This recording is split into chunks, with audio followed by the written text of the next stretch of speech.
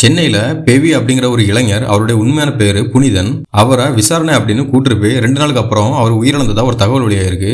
இந்த நியூஸ் ரொம்பவே வைரலா போயிட்டு இருக்கு. அவருக்கு என்ன நடந்தது அப்படிங்கறத அவருடைய நண்பர் வந்து பேசியிருக்காரு. சென்னை தாம்பரத்துல இருந்து போலீஸ்காரங்க வந்தாங்க. பழைய கேஸ்ல பெவி ஆஜராகல அப்படின்னு பிடிவாரண்டு போட்டுட்டு கூட்டிட்டு போனாங்க. 2 நாள் ஸ்டேஷனுக்குள்ளேயே கை காலை கட்டி வச்சு அடிச்சிருக்காங்க.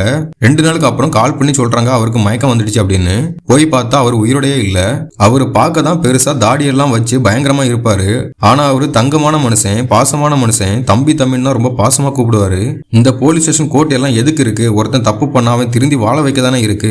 சாகடிக்கிறதுக்கு யாருக்கு உரிமை இருக்கு? நேத்துக்கு வரைக்கும் பேசிட்டு இருந்த மனுஷன் இன்னைக்கு உயிரோட இல்ல. இப்படி எத்தனை பேர் தான் சாகடிப்பீங்க? எவன் வந்து கேட்க போறான் அப்படிங்கிற தைரியத்துல தானே இப்படி எல்லாம் பண்றீங்க. அவனுக்கு ஒரு குடும்பம் இருக்கு, அதை யார் பாப்பா? இப்பதான் அவருக்கு கல்யாணம் ஆகி பெண் குழந்தை இருக்கு.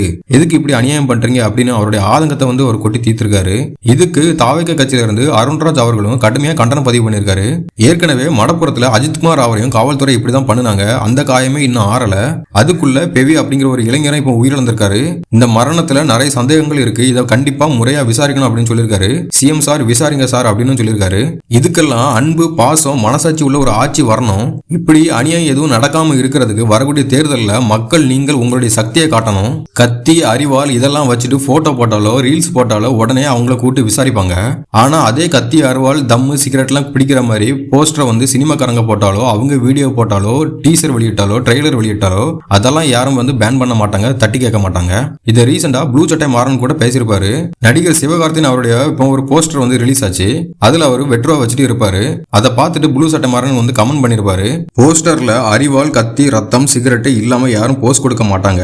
ஆனா படத்துக்கு ப்ரொமோஷன் நேரத்துல மட்டும் கல்லூரி மாணவர்களை பார்க்கும்போது பெற்றோர்களை மதிக்கணும், நன்றாக படிக்கணும் அப்படின்னு அறிவுரை மட்டும் சொல்லுவாங்க அப்படின்னு நடிகர் சிவகார்த்திகேயனை மறைமுகமா விமர்சிச்சு பேசியிருப்பாரு.